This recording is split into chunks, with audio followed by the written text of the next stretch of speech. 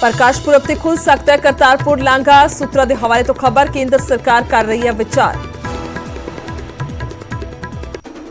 गृह मंत्री ने भी पंजाब भाजपा नूं दिता दोबारा लांघा खोलण दा भरोसा। पंजाब तो आए लीडरां दे वफद ने गृह मंत्री दे नाल कीती सी मुलाकात, चुकिया सी लांघा खोलण दा मुद्दा। पंजाब ड्रग रैकेट दे नाल जुड़ी सीलबंद रिपोर्ट ईडी ने हाई कोर्ट दे विच कीती दाखल। विदेश मंत्रालय ने भी दिता जवाब, किया 10 वड्डे तस्करां नूं भारत लियाउण दी कोशिश जारी। 18 नवंबर नूं होनी है मामले की सुनवाई।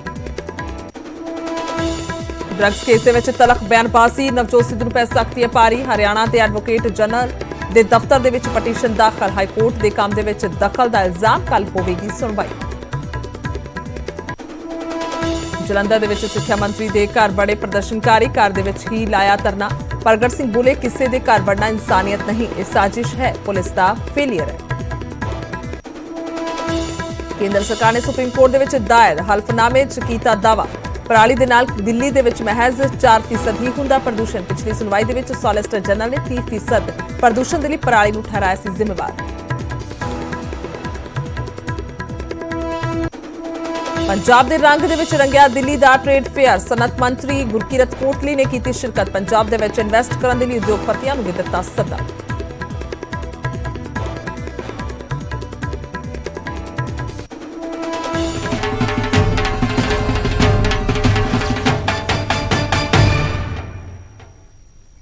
सत श्री अकाल। इस समय बुलेटिन च बहुत बहुत स्वागत। मैं तुहाडे नाल गुरजोत संधू। खबरां दी शुरुआत करदे हां सब तो पहला करतारपुर साहिब दे लांघे तो। करतारपुर लांघे दे नाल जुड़ी ही वड्डी खबर है। प्रकाश पुरब ते दोबारा लांघा खुल सकता है, जो सूत्रों के हवाले तो खबर सामने आ रही है। केंद्र सरकार लांघा खोलन ते विचार कर रही है। 17 नवंबर नूं रवाना हो रहा। दस्सिए कि श्रद्धालुओं का जत्था अटारी बॉर्डर के राही पाकिस्तान जत्था जाएगा।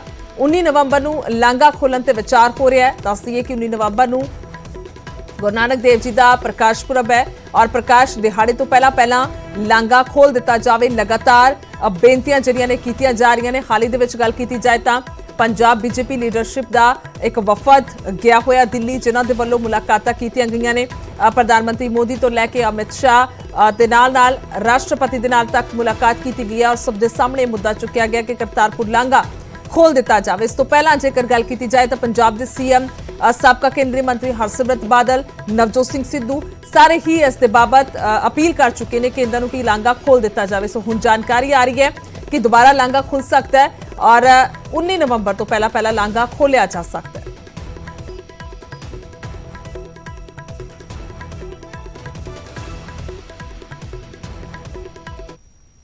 सुनांगे वधांगे खबरां दे लई और गल करांगे खबरां दी फटाफट अंदाज दे विच।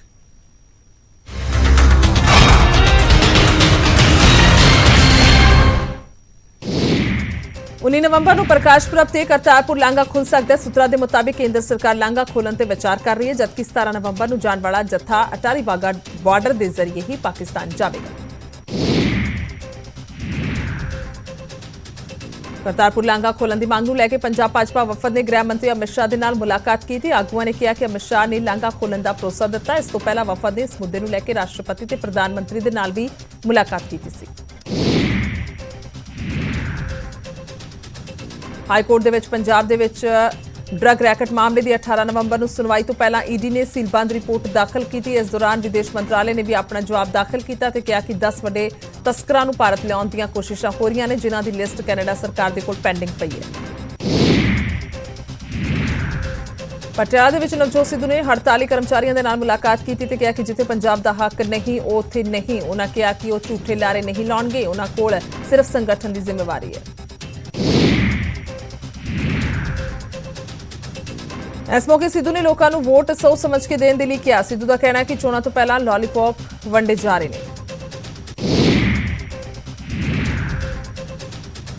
जलंधर दे विच प्रदर्शनकारी सिक्ख्या मंत्री प्रगट सिंह के घर दे विच वड़े, इत्थे बैठ के प्रदर्शन किया, जिससे प्रगट सिंह ने अपनी ही पुलिस से सवाल चुके हैं तो इसनूं पुलिस का फेलियर करार दिता है। पंजाब दीआं 32 किसान जथेबंदियां दे आगू बुधवार 17 तरीक नूं मुख्यमंत्री चन्नी दे नाल मुलाकात करनगे, जिस दे विच खाद, झोने की खरीद ते गुलाबी सुंडी कारण नुकसानी गई फसल के लिए मुआवजे का मुद्दा चुकिया जाएगा। ਮੁੱਖ ਮੰਤਰੀ ਚੰਨੀ ਨੇ ਅਕਾਲੀ ਬਸਪਾ ਗੱਠਜੋੜ ਤੇ ਸ਼ਬਦੀ ਵਾਰ ਕੀਤਾ ਤੇ ਕਿਹਾ ਕਿ ਅਕਾਲੀ ਦਲ ਦੇ ਵੱਲੋਂ ਬਸਪਾ ਨੂੰ ਇਸਤੇਮਾਲ ਕੀਤਾ ਜਾ ਰਿਹਾ ਹੈ ਤੇ ਅਕਾਲੀ ਦਲ ਗਰੀਬਾਂ ਦਾ ਹਮਦਰਦ ਨਹੀਂ ਹੈ। ਦਰਅਸਲ ਮੁੱਖ ਮੰਤਰੀ ਚੰਨੀ ਜਲੰਧਰ ਦੇ ਆਦਮਪੁਰ ਪਹੁੰਚੇ ਹੋਏ ਸਨ, ਜਿੱਥੇ ਉਹਨਾਂ ਕਈ ਪ੍ਰੋਜੈਕਟਾਂ ਦਾ ਉਦਘਾਟਨ ਕੀਤਾ ਤੇ ਕਈਆਂ ਦਾ ਨੀਂਹ ਪੱਥਰ ਰੱਖਿਆ। 2022 ਦੀਆਂ ਚੋਣਾਂ ਤੋਂ ਪਹਿਲਾਂ ਸ਼੍ਰੋਮਣੀ ਅਕਾਲੀ ਦਲ ਸੰਯੁਕਤ ਨੇ ਗੱਠਜੋੜ ਕਰ ਲਿਆ। ਸੁਖਦੇਵ ਢੀਂਡਸਾ ਨੇ ਮਲਕੀਤ ਸਿੰਘ ਬਿਰਮੀ ਦੀ ਪੰਜਾਬ ਲੋਕ ਹਿੱਤ ਪਾਰਟੀ ਦੇ ਨਾਲ ਸਾਂਝ ਪਾਈ। ਅਲਾਇੰਸ ਤੋਂ ਬਾਅਦ ਸੁਖਦੇਵ ਢੀਂਡਸਾ ਨੇ ਵੱਡੀ ਜਿੱਤ ਦਾ ਦਮ ਭਰਿਆ। ਸੁਖਦੇਵ ਢੀਂਡਸਾ ਨੇ ਮੁੱਖ ਮੰਤਰੀ ਚੰਨੀ ਦੇ ਵੱਲੋਂ ਅਕਾਲੀ ਦਲ ਨੂੰ ਗੱਦਾਰ ਪਾਰਟੀ ਕਹਿਣ ਤੇ ਸਖਤ ਇਤਰਾਜ਼ ਜਤਾਇਆ ਤੇ ਮਾਫੀ ਦੀ ਮੰਗ ਕੀਤੀ ਹੈ। ਨਾਲ ਹੀ ਚੇਤਾਵਨੀ ਦਿੱਤੀ ਕਿ ਜੇ ਮੁੱਖ ਮੰਤਰੀ ਨੇ ਮਾਫੀ ਨਹੀਂ ਮੰਗੀ, ਉਹ ਨਹੀਂ ਮੰਗਦੇ ਤਾਂ ਉਹਨਾਂ ਦੇ ਵੱਲੋਂ ਪ੍ਰਦਰਸ਼ਨ ਕੀਤਾ ਜਾਵੇਗਾ।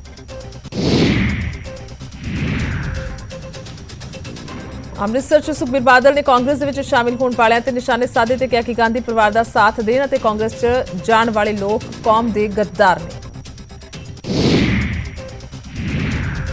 ਨਵਜੋਤ ਕੌਰ ਵੱਲੋਂ ਫੀਮ ਦੀ ਖੇਤੀ ਦੀ ਮੰਗ ਨੂੰ ਲੈ ਕੇ ਸਿਆਸਤ ਭੱਗ ਗਈ ਹੈ। ਸੁਖਬੀਰ ਬਾਦਲ ਨੇ ਕਿਹਾ ਕਿ ਲੱਗਦਾ ਹੈ ਉਹਨਾਂ ਨੂੰ ਫੀਮ ਦੀ ਲੋੜ ਜ਼ਿਆਦਾ ਹੈ। ਉਧਰ ਹਰਿਆਣਾ ਦੇ ਗ੍ਰਹਿ ਮੰਤਰੀ ਅਨਿਲ ਵਿਜ ਨੇ ਕਿਹਾ ਕਿ ਇਹ ਗੈਰ ਕਾਨੂੰਨੀ ਗਤੀਵਿਧੀਆਂ ਕਰਨ ਦੇ ਲਈ ਹੀ ਸੱਤਾ ਤੇ ਕਾਬਜ਼ ਹੋਣਾ ਚਾਹੁੰਦੇ ਨੇ।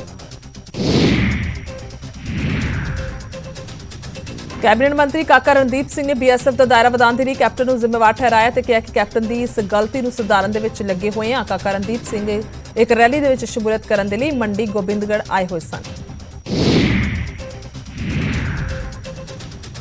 ਟਿਕਟ ਮਿਲਣ ਤੋਂ ਬਾਅਦ ਆਪ ਵਿਧਾਇਕ ਜੈਕਿਸ਼ਨ ਜੋੜੀ ਨੇ ਆਪਣੇ ਹਲਕੇ ਗੜਸ਼ੰਕਰ ਦੇ ਵਿੱਚ ਵਰਕਰਾਂ ਦੇ ਨਾਲ ਮੀਟਿੰਗ ਕੀਤੀ ਤੇ ਕਿਹਾ ਕਿ ਉਹਨਾਂ ਨੇ ਲੋਕਾਂ ਦੀ ਸੇਵਾ ਕੀਤੀ ਅਤੇ ਭਵਿੱਖ ਦੇ ਵਿੱਚ ਹੀ ਸੇਵਾ ਕਰਦੇ ਰਹਿਣਗੇ।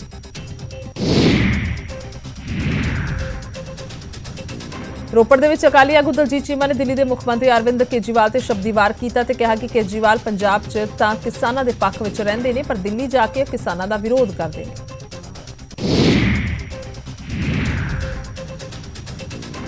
ਬਾਲੀਵੁੱਡ ਅਦਾਕਾਰ ਸੋਨੂ ਸੂਦ ਨੇ ਆਪਣੀ ਭੈਣ ਮਾਲਵਿਕਾ ਦੇ ਨਾਲ ਮੋਗਾ ਦੇ ਕਰੀਬ 10 ਪਿੰਡਾਂ ਦਾ ਦੌਰਾ ਕੀਤਾ। ਇਸ ਦੌਰਾਨ ਉਹਨਾਂ ਲੋਕਾਂ ਦੇ ਨਾਲ ਮੁਲਾਕਾਤ ਕਰਕੇ ਮੁਸ਼ਕਿਲਾਂ ਸੁਣੀਆਂ। ਦਿੱਲੀ ਦੇ ਵਿੱਚ ਚੱਲ ਰਹੀ ਟ੍ਰੇਡ ਫੇਅਰ ਦੇ ਵਿੱਚ ਪੰਜਾਬ ਡੇ ਦਾ ਆਯੋਜਨ ਕੀਤਾ ਗਿਆ, ਜਿਸ ਦੇ ਵਿੱਚ ਕੈਬਨਿਟ ਮੰਤਰੀ ਗੁਰਕਿਰਤ ਕੋਟਲੀ ਪਹੁੰਚੇ, ਜਿੱਥੇ ਉਹਨਾਂ ਪੰਜਾਬ ਪਵੇਲੀਅਨ ਦਾ ਉਦਘਾਟਨ ਕੀਤਾ ਤੇ 14 ਨਵੰਬਰ ਤੋਂ ਸ਼ੁਰੂ ਹੋਇਆ ਟ੍ਰੇਡ ਫੇਅਰ 27 ਨਵੰਬਰ ਤੱਕ ਚੱਲੇਗਾ।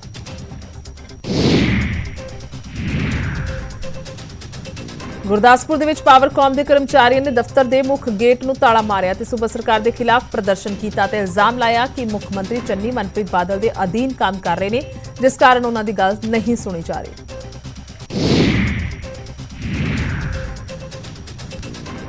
ਲੁਧਿਆਣਾ 'ਚ ਸ਼ਿਵ ਸੈਨਾ ਨੇ ਰੋਸ ਪ੍ਰਦਰਸ਼ਨ ਕੀਤਾ ਤੇ ਕੰਗਨਾ ਰਣੌਤ ਦੇ ਖਿਲਾਫ ਨਾਅਰੇਬਾਜ਼ੀ ਕੀਤੀ। ਕੰਗਨਾ ਤੇ ਭਾਰਤ ਦੀ ਆਜ਼ਾਦੀ ਨੂੰ ਲੈ ਕੇ ਵਿਵਾਦਿਤ ਬਿਆਨ ਦੇਣ ਦਾ ਇਲਜ਼ਾਮ ਹੈ।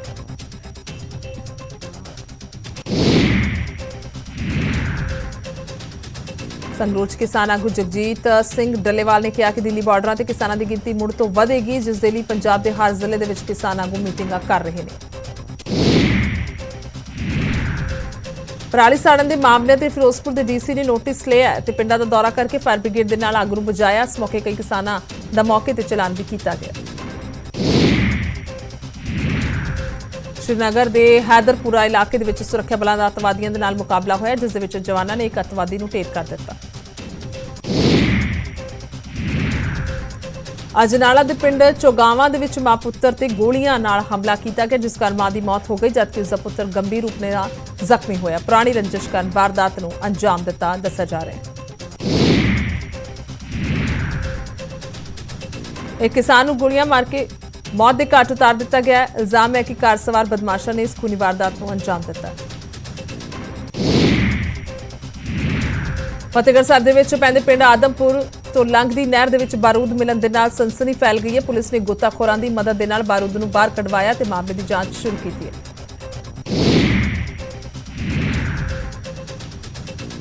ਸੋਨੀਪਤ ਦੇ ਕੁੰਡਲੀ ਦੇ ਵਿੱਚ ਇੱਕ ਫੈਕਟਰੀ ਦਾ ਲੈਂਟਰ ਡਿੱਗਣ ਦੇ ਨਾਲ 6 ਮਜ਼ਦੂਰ ਜ਼ਖਮੀ ਹੋਏ, ਜਿਨ੍ਹਾਂ ਨੂੰ ਤੁਰੰਤ ਹਸਪਤਾਲ ਦਾਖਲ ਕਰਾਇਆ ਗਿਆ। ਸਰਕਾਰ ਨੇ ਪ੍ਰਦੂਸ਼ਣ ਕਾਰਨ ਸੋਨੀਪਤ ਸਮੇਤ 4 ਜ਼ਿਲ੍ਹਿਆਂ 'ਚ ਉਸਾਰੀ ਕੰਮਾਂ ਤੇ ਰੋਕ ਲਗਾਈ ਹੈ, ਉਸ ਦੇ ਬਾਵਜੂਦ ਕੰਮ ਕੀਤਾ ਜਾ ਰਿਹਾ ਸੀ। ਫਤਿਆਬਾਦ 'ਚ ਇੱਕ ਮਹਿਲਾ ਨੇ ਆਪਣੇ ਭਰਾ ਤੇ ਇਲਜ਼ਾਮ ਲਗਾਏ ਤੇ ਕਿਹਾ ਕਿ ਉਸਦੇ ਭਰਾ ਨੇ ਉਸ ਨੂੰ ਤੇ ਉਸਦੇ ਪਤੀ ਨੂੰ ਜਾਨੋਂ ਮਾਰਨ ਦੀ ਧਮਕੀ ਦਿੱਤੀ ਹੈ। ਮਹਿਲਾ ਦੇ ਮੁਤਾਬਿਕ ਉਸਨੇ ਲਵ ਮੈਰਿਜ ਕਰਾਈ ਹੈ, ਜਿਸ ਤੋਂ ਬਾਅਦ ਉਸਦਾ ਪਰਿਵਾਰ ਨਾਰਾਜ਼ ਹੈ। ਬਟਾਲਾ ਪੁਲਿਸ ਨੇ ਦੋ ਵੱਖ-ਵੱਖ ਕੇਸਾਂ ਦੇ ਵਿੱਚ 4 ਮੁਲਜ਼ਮਾਂ ਨੂੰ ਕਾਬੂ ਕੀਤਾ। ਇੱਕ ਮੁਲਜ਼ਮ ਦੇ ਕੋਲ ਇੱਕ ਰਿਵਾਲਵਰ, 225 ਗ੍ਰਾਮ ਹੈਰੋਇਨ, ਜਦਕਿ 3 ਮੁਲਜ਼ਮਾਂ ਤੋਂ ਚੋਰੀ ਦੇ 8 ਮੋਟਰਸਾਈਕਲ ਬਰਾਮਦ ਹੋਏ ਨੇ।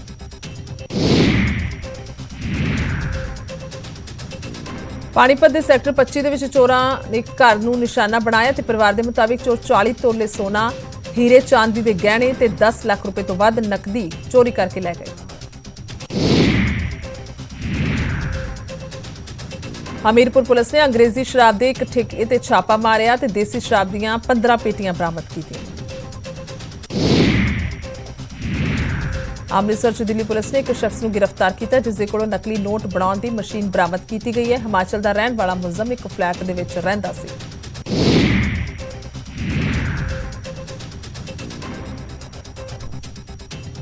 ਔਰਤਾਂ ਦੀ ਸੁਰੱਖਿਆ ਨੂੰ ਲੈ ਕੇ ਹਰਿਆਣਾ ਪੁਲਿਸ ਨੇ ਪੰਚਕੂਲਾ ਦੇ ਸੈਕਟਰ 6 ਤੋਂ ਸਾਈਕਲ ਰੈਲੀ ਦੀ ਸ਼ੁਰੂਆਤ ਕੀਤੀ। ਮਹਿਲਾ ਪੁਲਿਸ ਕਰਮਚਾਰੀ ਔਰਤਾਂ ਨੂੰ ਉਹਨਾਂ ਦੇ ਅਧਿਕਾਰਾਂ ਬਾਰੇ ਜਾਗਰੂਕ ਕਰਨਗੇ। ਸਾਰੇ ਜ਼ਿਲ੍ਹਿਆਂ 'ਚੋਂ ਹੁੰਦੀ ਹੋਈ ਇਹ ਰੈਲੀ 10 ਦਸੰਬਰ ਨੂੰ ਸੰਪੰਨ ਹੋਵੇਗੀ।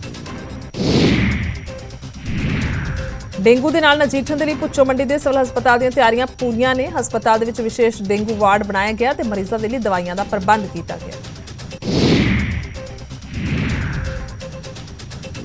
ਸ਼੍ਰੋਮਣੀ ਕਮੇਟੀ ਦੇ ਪ੍ਰਧਾਨ ਜਗੀਰ ਕੌਰ ਨੇ ਕਿਹਾ ਕਿ ਪਾਕਿਸਤਾਨ ਸ਼ਰਧਾਲੂਆਂ ਦੇ ਵੀਜ਼ੇ ਦੇ ਵਿੱਚ ਕਟੌਤੀ ਨਾ ਕਰੇ ਤਾਂ ਜੋ ਵੱਡੀ ਗਿਣਤੀ 'ਚ ਸ਼ਰਧਾਲੂ ਪਾਕਿਸਤਾਨ ਜਾ ਕੇ ਗੁਰੂ ਨਾਨਕ ਦੇਵ ਜੀ ਦਾ ਪ੍ਰਕਾਸ਼ ਪੁਰਬ ਮਨਾ ਸਕਣ। ਸ਼੍ਰੋਮਣੀ ਕਮੇਟੀ ਦੇ 100 ਸਾਲ ਹੋਣ ਤੇ ਐਸਜੀਪੀਸੀ ਨੇ ਸਥਾਪਨਾ ਦਿਵਸ ਮਨਾਇਆ। ਇਸ ਮੌਕੇ ਅਖੰਡ ਪਾਠ ਸਾਹਿਬ ਦੇ ਪਾਠ ਦੇ ਭੋਗ ਪਾਏ ਗਏ ਤੇ ਕੀਰਤਨ ਦਰਬਾਰ ਸਜਾਇਆ ਗਿਆ ਜਿਸ ਦੇ ਵਿੱਚ ਸੁਖਬੀਰ ਬਾਦਲ ਵੀ ਪਹੁੰਚੇ। ਗੁਰੂ ਨਾਨਕ ਦੇਵ ਜੀ ਦੇ ਪ੍ਰਕਾਸ਼ ਪੁਰਬ ਨੂੰ ਸਮਰਪਿਤ ਨੰਗਲ ਦੇ ਵਿੱਚ ਨਗਰ ਕੀਰਤਨ ਸਜਾਇਆ ਗਿਆ ਜਿਸ ਦੇ ਵਿੱਚ ਗੱਤਕੇ ਦੇ ਜੌਹਰ ਵਿਖਾਏ ਗਏ ਤੇ ਵੱਡੀ ਗਿਣਤੀ 'ਚ ਸੰਗਤ ਨੇ ਸ਼ਮੂਲੀਅਤ ਕੀਤੀ।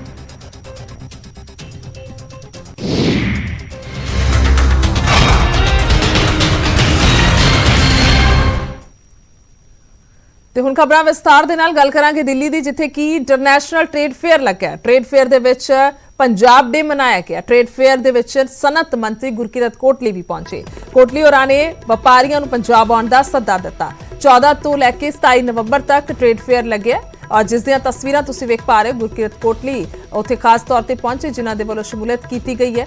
ਦੱਸਦੇ ਕਿ ਦਿੱਲੀ ਦੇ ਵਿੱਚ ਲੱਗਿਆ ਇੰਟਰਨੈਸ਼ਨਲ ਟ੍ਰੇਡ ਫੇਅਰ ਜਿੱਥੇ ਕਿ ਇਹਨਾਂ ਦੇ ਵੱਲੋਂ ਸ਼ਮੂਲੀਅਤ ਕੀਤੀ ਗਈ। ਤਸਵੀਰਾਂ ਤੁਸੀਂ ਵੇਖ ਪਾ ਰਹੇ ਹੋ ਕਿਸ ਤਰ੍ਹਾਂ ਦੀਆਂ ਵਿਲੱਖਣ ਤਸਵੀਰਾਂ ਇੱਥੋਂ ਸਾਹਮਣੇ ਆਈਆਂ ਨੇ। ਦੱਸਦੇ ਕਿ ਟ੍ਰੇਡ ਫੇਅਰ ਦੇ ਵਿੱਚ ਪੰਜਾਬ ਡੇ ਵੀ ਮਨਾਇਆ ਗਿਆ। ਟ੍ਰੇਡ ਫੇਅਰ ਦੇ ਵਿੱਚ ਆਤਮ ਨਿਰਭਰ ਭਾਰਤ ਦੇ ਨਾਲ ਨਾਲ ਆਤਮ ਨਿਰਭਰ ਪੰਜਾਬ ਜਿਹੜਾ ਉਹ ਬਿਲਕੁਲ ਅੱਜ ਆਪਣੇ ਪੈਰਾਂ ਤੇ ਖੜਾ ਹੋਇਆ ਔਰ ਬੜੀ ਤਰੱਕੀ ਹੋਈ ਹੈ ਪੰਜਾਬ ਦੇ ਵਿੱਚ। ਅੱਜ ਅਸੀਂ ਆਪਣੀ ਗੱਲ ਦਿੱਲੀ ਦੇ ਵਿੱਚ ਰੱਖੀ ਹੈ ਔਰ ਜਿੰਨੇ ਮੇਡ ਇਨ ਪੰਜਾਬ ਪ੍ਰੋਡਕਟਸ ਨੇ ਉਹਨਾਂ ਦੀ ਨੁਮਾਇਸ਼ ਲੱਗੀ ਹੈ ਇੱਥੇ ਔਰ ਅਸੀਂ ਦੱਸ ਰਹੇ ਹਾਂ ਲੋਕਾਂ ਨੂੰ ਕਿ ਅਸੀਂ ਅੱਜ ਕਿਸ ਕਦਰ ਅੱਗੇ ਵਧ ਰਹੇ ਹਾਂ। ਤਰੱਕੀ ਔਰ ਖੁਸ਼ਹਾਲੀ ਪੰਜਾਬ 'ਚ ਆਈ ਹੈ। ਅਗਰ ਟ੍ਰੇਡ ਦੀ ਗੱਲ ਕਰੀਏ ਤਾਂ ਪੰਜਾਬ ਨੇ ਬਹੁਤ ਜ਼ਿਆਦਾ ਇਨਵੈਸਟਮੈਂਟ ਲੈ ਕੇ ਆਈ ਹੈ। ਪੰਜਾਬ ਸਰਕਾਰ 1 ਲੱਖ ਕਰੋੜ ਦੀ ਇਨਵੈਸਟਮੈਂਟ ਪਿਛਲੇ ਅਸੀਂ ਹੁਣ ਇਸ 5 ਸਾਲਾਂ ਦੇ ਵਿੱਚ ਪੰਜਾਬ ਦੇ ਵਿੱਚ ਲੈ ਕੇ ਆਏ ਹਾਂ, ਜਿਹੜੀ ਕਿ ਕੰਕਰੀਟ ਰਿਐਲਿਟੀ ਦੇ ਵਿੱਚ ਅਸੀਂ ਬਦਲੀ ਹੈ ਔਰ ਇਹਦੇ ਨਾਲ ਇਕਨੋਮੀ ਨੂੰ ਵੀ ਬੂਸਟ ਮਿਲਿਆ और ਉਹਦੇ ਨਾਲ एम्प्लॉयमेंट ਨੂੰ भी बहुत बड़ा हुलारा मिला करते हैं। देखिए हमें कौन मिला इस फुलकारी स्टैंड पे हमारे साथ बात करने के लिए लाजवंती कौर भी मौजूद हैं। आप पहचान रहे हैं लाजवंती कौर, ये वही लाजवंती कौर है जिन्हें पद्मश्री अवार्ड से अभी सम्मानित किया गया था और यही फुलकारी बना कर देश में बल्कि विदेश में भी फुलकारी का नाम प्रसिद्ध किया है लाजवंती जी ने। लाजवंती जी थोड़ा बताएं हमें कि क्या है फुलकारी और क्यों लोग इसे इतना पसंद कर रहे हैं। ये हमारे ना सदियों से है, जब पीढ़ी पे पीढ़ी चल रही है। ये जैसे हमारे घर में शादियां होती हैं तो अपने नान के उनको दहेज में यही देना वो करना। ये असली फुलकारी ये देखो ये है, ये वाली मैं आपको डिजाइन निकाल के दूँ, बाकी तो यहाँ नकली बहुत रखी है क्या बताऊँ। ये हाथ का काम है, कपड़ा भी हाथ से बनाया हुआ, काम भी हाथ का। तो फुलकारी जी पद्मश्री अवार्ड लेने के बाद कैसा महसूस कर रही हैं आप और लोगों को फुलकारी के बारे में कितना जागरूक कर रही हैं, जो कि लोग जानना चाह रहे होंगे कि ये फुलकारी बनती कैसी है और इसका इस्तेमाल कैसे करें, क्योंकि आपने भी शायद इतनी अच्छी ड्रेस पहन रखी है ना। और तो लोगों को इसमें काफ़ी इंटरेस्ट है कि फुलकारी क्यों इतना लोग पसंद कर रहे हैं? कि आज के समय में लोग ब्रांडेड कपड़े पसंद करते हैं, मगर ऐसे दौर में, मौजूदा दौर में लोग फुलकारी पसंद कर रहे हैं, तो ये हमारे कहीं ना कहीं पंजाब की आन बान शान को काफ़ी प्रभावित करता है। ये जो कपड़ा है ना, ये कॉटन हैंडलूम, इसको घर में पहले इस कपड़े में ये खूबी है ना, गर्मी लगेगी ना सर्दी, और शरीर को कुछ जैसे अपन विदेशों के कपड़े सोला, ये असली चीजें इसलिए नाले हैंडमेड है। बिल्कुल, ये सारा हाथ का काम है, और ये खादी सिले का है। ये खुद मैं कपड़ा अपने घर बनाती हूँ अपने। अभी जब से मेरे को अवार्ड मिला है ना, उसके बाद मेरे इंग्लैंड, अमेरिका, लंदन सब पासे से फोन आई जा रहे हैं, हमारे को सूट चाहिए, कोई साड़ी मांग रहा है, कोई सूट मांग रहा है। बिल्कुल बिल्कुल, ये वही फुलकारी है जिन्होंने लाजवंती कौर को भी पहचान दिलाई, और कहीं ना कहीं फुलकारी को भी देश में बल्कि अंतर्राष्ट्रीय स्तर पे भी नाम बनाया है फुलकारी ने। अब देखिए, हम लोग अगले स्टॉल पे पहुंचे हैं। हैंडलूम क्राफ्ट आप यहाँ देख सकते हैं कि हाथ से बनाई हुई ये आप गांधी जी की चक्री है। आप देख सकते हैं कि ये वही चक्री है जो गांधी जी चलाते थे, और ये इन लोगों ने अपने हाथ से बनाई है, और लोग इसको बाकायदा पसंद भी कर रहे हैं। और आप देख सकते हैं कि काफ़ी मेहनत इसमें लगी होगी बाकायदा, क्योंकि काफ़ी बारीक काम है और मेहनती काम है। कुछ बताना चाहेंगे इसके बारे में, कैसे हैंडलूम क्राफ्ट आप लोग तैयार करते हैं और किस तरीके से इसकी बनावट में कितनी मेहनत लगती है, क्या बताएंगे? सर देखिए, हाथ के थ्रू ये सारा हाथ की कलाकारी का काम है। तो पंजाब के जो लोकल आर्टिशन है वो सारा ये काफ़ी मेहनत से बनाते हैं लकड़ी में। इसके बाद इसमें फिनिशिंग का काम होता है, तो 3-4 स्टेप में ये सारे काम होते हैं। उसके बाद तो काफ़ी टाइम लगता है, तो काफ़ी मेहनत का ये काम है। और आप देख सकते हैं किस तरीके से ये हैंडलूम डब्बे बने हुए हैं, जिनमें टी बैग्स आपको मिल जाएंगे, चाय के टी बैग्स आप इसमें रख सकते हैं। और बाकायदा लोग ऐसी ट्रेडिशनल चीज़ों को पसंद करते हैं, घर में भी रख रखाव के लिए शो पीस में काफ़ी पसंद किया जाता है। बहुत कुछ यहाँ पर है जो आपको और आपके तमाम जो काम की चीज़ें हैं उनको ये यहाँ पे इनकी पूर्ति होती है। तो समय मिले तो प्रगति मैदान आए और पंजाब पवेलियन में ज़रूर आए, क्योंकि पंजाब पवेलियन में पंजाब की जुड़ी हुई हर एक चीज़ आपको मिलेगी जो आपको, आपके अपनों को पंजाब की याद ज़रूर दिलाएगी। कैमरा पर्सन नगेंद्र के साथ मैं रवि मिश्रा, न्यूज़ 18 नई दिल्ली। ਅੱਗੇ ਵਧਦੇ ਹਾਂ ਤੇ ਗੱਲ ਕਰਾਂਗੇ 2022 ਦੇ ਵਿੱਚ ਚੋਣਾਂ ਦੀ ਤੇ ਸਿਆਸਤ ਦੀ। ਭੈਣ ਮਾਲਵਿਕਾ ਦੇ ਸਿਆਸਤ ਦੇ ਵਿੱਚ ਉਤਰਦੇ ਹੀ ਸੋਨੂ ਸੂਦ ਸਰਗਰਮ ਨਜ਼ਰ ਆ ਰਹੇ ਨੇ। ਸੋਨੂ ਸੂਦ ਭੈਣ ਮਾਲਵਿਕਾ ਦੇ ਨਾਲ ਮੋਗਾ ਦੇ ਪਿੰਡਾਂ ਦਾ ਉਹਨਾਂ ਨੇ ਦੌਰਾ ਕੀਤਾ, ਲੋਕਾਂ ਦੀਆਂ ਮੁਸ਼ਕਿਲਾਂ ਸੁਣੀਆਂ। ਇਸ ਸਮੇਂ ਸੋਨੂ ਸੂਦ ਦੇ ਨਾਲ ਕਾਂਗਰਸ ਦੇ ਸਾਬਕਾ ਜ਼ਿਲ੍ਹਾ ਪ੍ਰਧਾਨ ਕਰਨਲ ਬਾਬੂ ਸਿੰਘ ਤੇ ਮੋਗਾ ਦੇ ਪਲੈਨਿੰਗ ਬੋਰਡ ਦੇ ਚੇਅਰਮੈਨ ਮੌਜੂਦ ਸਨ। ਵੇਖਦੇ ਹਾਂ ਰਿਪੋਰਟ। समाज सेवी ते बॉलीवुड अदाकार सोनू सूद ने इनडायरैक्टली सियासत दे विच कदम रख लिया। भैन मालविका दे सियासत विच उतरदे ही सोनू सूद सरगर्म नजर आ रहे ने। सोनू सूद ने अपनी भैन मालविका दे नाल मोगा दे कई पिंडां दा दौरा कीता ते लोकां दीयां मुश्किलां सुणीਆਂ। सोनू सूद दी पहली तरजीह वो लोग ने जो किसी बीमारी का शिकार ने ते इलाज नहीं करवा पा रहे। दूजा नंबर उन्हां बच्चों का जो किसी वजह करके नहीं पढ़ पा रहे ने। सोनू सूद ने अजिहे लोगों की लिस्ट तैयार करने की गल कही है ਅਤੇ मदद करने का भरोसा दिता है। वो कहन सोनू जी दसो तुहाडे कोल टाइम नहीं है, मैं लिस्ट बनाऊंगा, जिन्ने पिंडां च अखां वाले की प्रॉब्लम है मैं लिस्ट बनाऊंगा।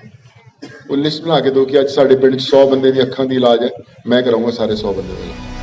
सोनू सूद दे नाल कांग्रेस के साबका जिला प्रधान करनल बाबू सिंह ਅਤੇ मोगा प्लानिंग बोर्ड के चेयरमैन भी मौजूद सन। सोनू सूद तो जदों ये पूछा गया कि किहड़ी पार्टी दे नाल जुड़न जा रहे हैं तो उन्होंने कहा कि सब तो वड्डी पार्टी लोग हुंदे ने। सर ये है पार्टी ਜਿਹੜੀ ਲੋਕ ਹੈ ਨਾ, ਇਦੋਂ ਵੱਡੀ ਕੋਈ ਪਾਰਟੀ ਨਹੀਂ ਹੈ, ਬਾਕੀ ਸਭ ਟੈਂਪਰੇਰੀ ਚੀਜ਼ਾਂ ਨੇ। ਮੈਂ ਹਮੇਸ਼ਾ ਤੁਹਾਨੂੰ ਹਮੇਸ਼ਾ ਕਹਿੰਦਾ ਔਰ ਕਹਿੰਦਾ ਵੀ ਰਹੂੰਗਾ, ਭਾਵੇਂ ਕਦੀ ਵੀ ਕਿਸੇ ਵੀ ਸਟੇਜ ਦੇ ਵਿੱਚ 10 ਸਾਲ ਬਾਅਦ ਵੀ ਮੈਨੂੰ ਪੁੱਛੂਗੇ, ਕਿਸੇ ਨਾਲ ਵੀ ਜੁੜਿਆ ਹੋਊਗਾ, ਆਵਾਮ ਨਾਲ ਵੱਡੀ ਕੋਈ ਪਾਰਟੀ ਨਹੀਂ। सोनू सूद की भैन मालविका 2022 ਦੀਆਂ ਚੋਣਾਂ ਲੜਨ ਦਾ ਐਲਾਨ ਕਰ ਚੁੱਕੀ ਹੈ। ਇਸ ਵਿਚਾਲੇ सोनू सूद पंजाब के मुख्य मंत्री चरणजीत सिंह चन्नी के नाल मुलाकात कर चुके हैं। इस तो पहला केजरीवाल के नाल भी उन्होंने मुलाकात